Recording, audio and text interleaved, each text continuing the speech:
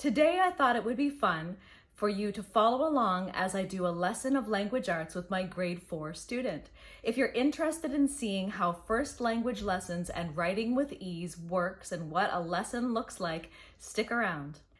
At the end of the video, if you just want to see a closer look, I'm going to do a flip through of every single page of first language lessons and writing with ease. I'll probably put it a little bit in fast forward, like a little faster speed, and you can take a look at the entire book. So stick around to the end if you'd like to see that.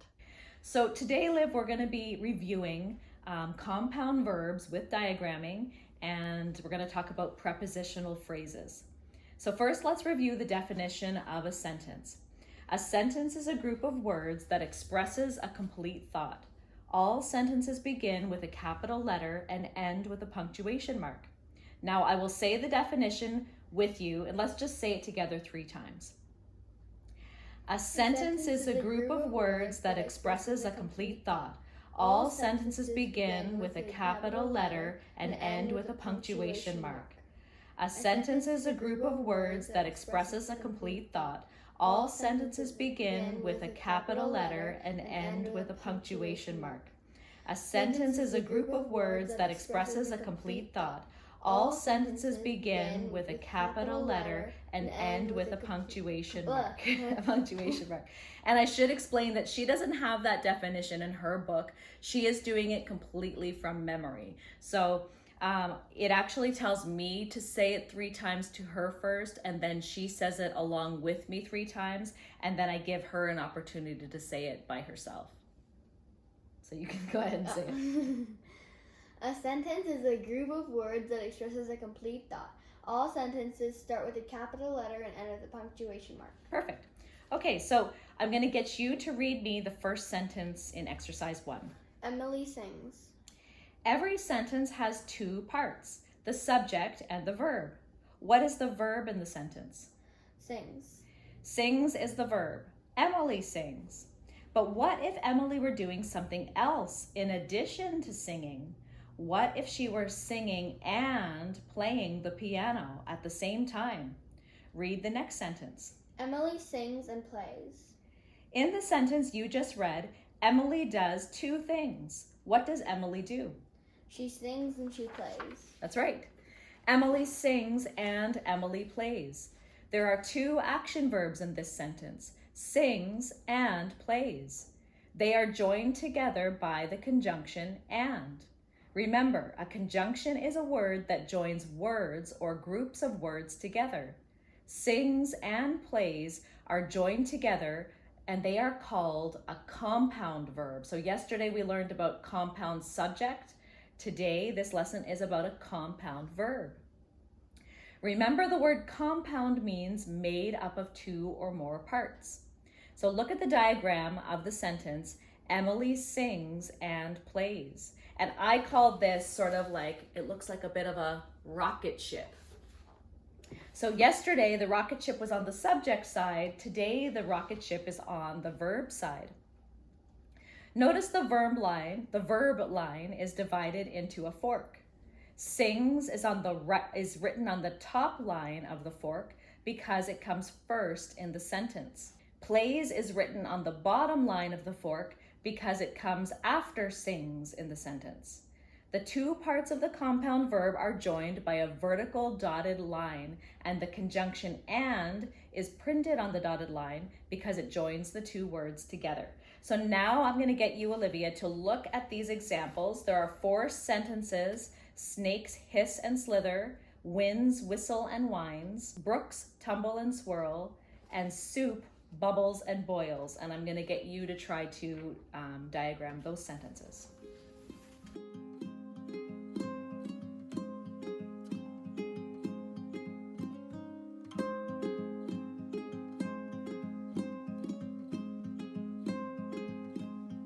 Done. Good.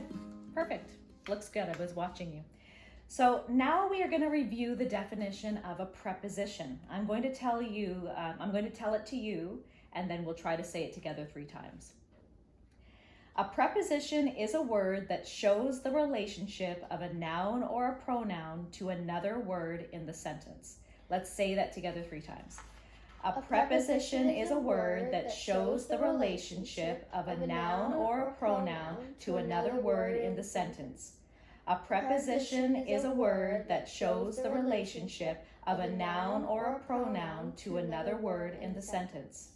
A preposition is a word that shows the relationship of a noun or a pronoun to another word in the sentence. So now we're going to list the prepositions. This is something that we've been working on through this year, and she remembers quite a bit of it, but we're going to try to remember as much as we can. I have this list here in front of me. Olivia is doing it by memory. Okay? You remembered better than me, and I have it in front of me. Okay.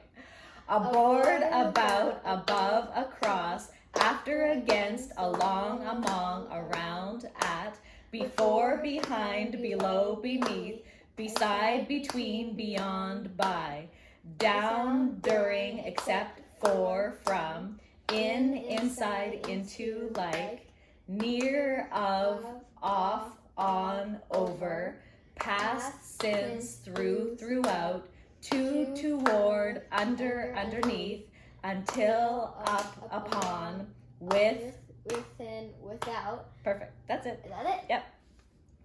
Now I want you to read the sentence in exercise 3 to me. So now we're going to be talking about prepositions. Here are the keys to the car. What is the preposition in the sentence? To. So remember the list of prepositions. What is the preposition in the sentence? It's to. So you're going to circle that preposition. Now we have to find the prepositional phrase. So that is the preposition. That's the preposition in our list. But now we're going to find something new, what's called the prepositional phrase. So we would ask whom or what after the preposition. To what? The car. To the car. That's right. So you will underline the phrase to the car. And that is the prepositional phrase. Wait, do you mean underline? Underline to the car. A prepositional phrase begins with a preposition and ends with a noun or a pronoun. That noun or pronoun is called the object of the preposition. So there's a lot of things to remember here. There's the preposition, there's the prepositional phrase, and there's the object of the preposition. In the prepositional phrase to the car, the object of the preposition is the noun car. So I want you to write OP for object of the preposition over the word car, OP.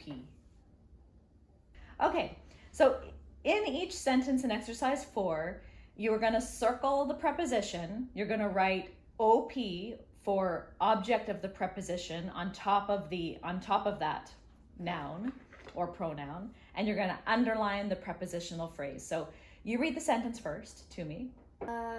His kindness toward the baby was sweet. Okay, so what is the preposition? Toward. What is the object of the preposition? Toward what? Baby. Baby. What is the prepositional phrase? Toward the baby? Yes, toward the baby. So go ahead and write the OP and underline. Okay, read the next sentence. The closet under the stairs.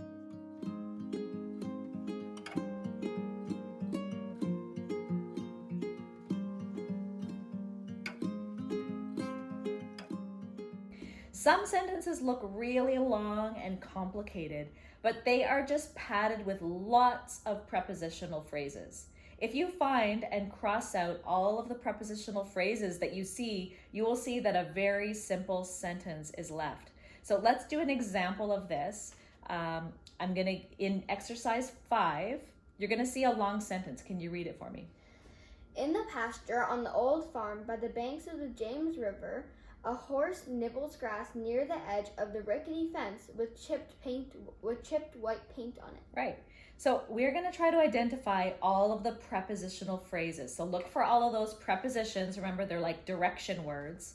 So in the pasture, yep, that is one. In the pasture, on the old farm, yep, by the banks of the James River. Exactly, yep. A horse nibbles grass near the edge. So of the James River is actually a separate prepositional phrase, but that's okay. Just leave that. I think that's it. What else did you say? Of the rickety fence. You put near the edge of. Yep, of is a preposition. So of the rickety fence. With the chipped white paint. With the chipped white paint. With is also. And on it, on is a separate. On That's it. a separate one, on it. So what's left? A horse nibbles grass. A horse nibbles grass. That's the sentence. Okay, so now we're going to do our writing with ease. There's your workbook. From Laura Ingalls Wilder, Young Pioneer by Beatrice Gormley. Everyone loved the little house in the big woods, it seemed. Reviewers couldn't say enough good things about it. Refreshingly genuine and lifelike, delightful and absorbing, treasurable. And on top of all of that, Laura's first royalty check was $500.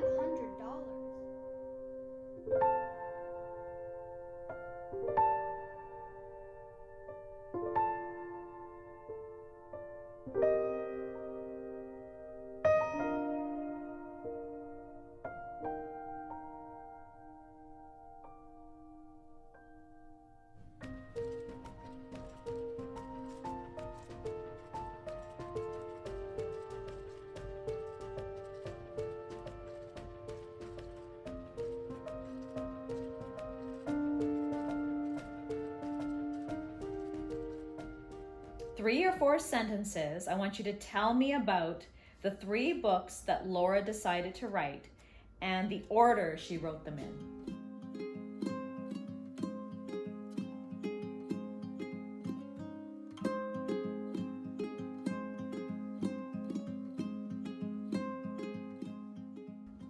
Done. Okay. Do you want to read me what you got? Laura loved to write books. She wrote The Little House in the Big Wood, Little House on the Prairie, and then Farmer's Boy. So that's all I have for you. I hope you enjoyed our lesson. It's very simple and straightforward and very, very effective. I think what I love most about the well-trained mind, first language lessons and writing with ease, both of those curriculums, is that they are so very simple.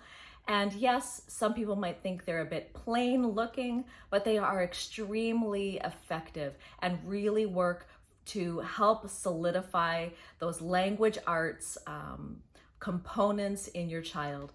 But I thank you so much for watching, and don't forget to stick around to the end because I'm going to do a flip through of both of those books. Thanks for watching. Bye.